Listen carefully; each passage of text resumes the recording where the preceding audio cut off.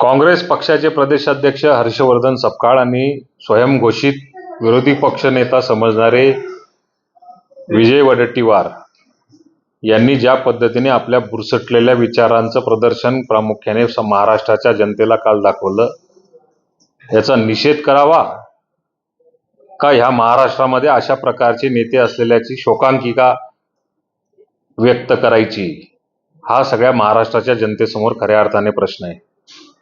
खरं तर सुसंस्कृत असलेली पवार कुटुंबाची खासियत की जे अतिशय दुःखाचा डोंगर असून सुद्धा सुनेत्रा वहिनींनी जबाबदारी स्वीकारली आणि आपल्या दुःखाला कुठेतरी बाजूला ठेवून हळूहळू आपल्या कार्याला सुरुवात केली.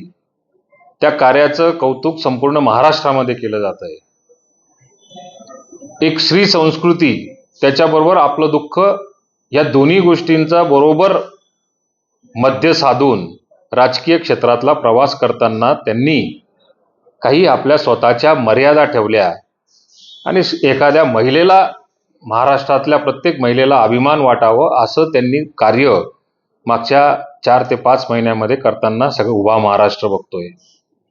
त्या शांत आहेत, त्या कमी बोलतायत, याचा अर्थ काँग्रेसच्या नेत्यांना हा काढण्याची आवश्यकता नाहीये की त्यांना बोलता येत नाहीये किंवा त्या गुंगी गुडिया आहेत किंवा त्या दुसऱ्याच्या कोणाच्या तरी निर्णयावरती किंवा इशाऱ्यावरती चालल्या आहेत, असा अर्थ काढण्याची तुम्हाला आवश्यकता नाहीये.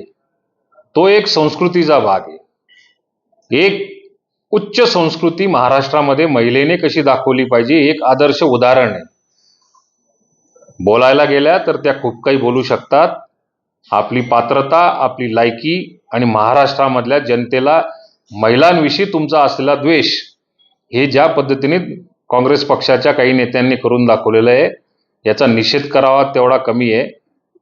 माझा प्रामाणिकपणे त्याला सल्ला असणार आहे की येणाऱ्या काळामध्ये याच समजा जर का सुनेत्रा वहिनींकडनं कडक उत्तर तुम्हाला जर का मिळालं तर त्यावेळी मात्र असं नका म्हणू की वहिनी असं कसा बोलायला लागलेल्या आहेत. मला असं वाटतं की पुढच्या काळामध्ये आपल्याला सगळं काही दिसेल.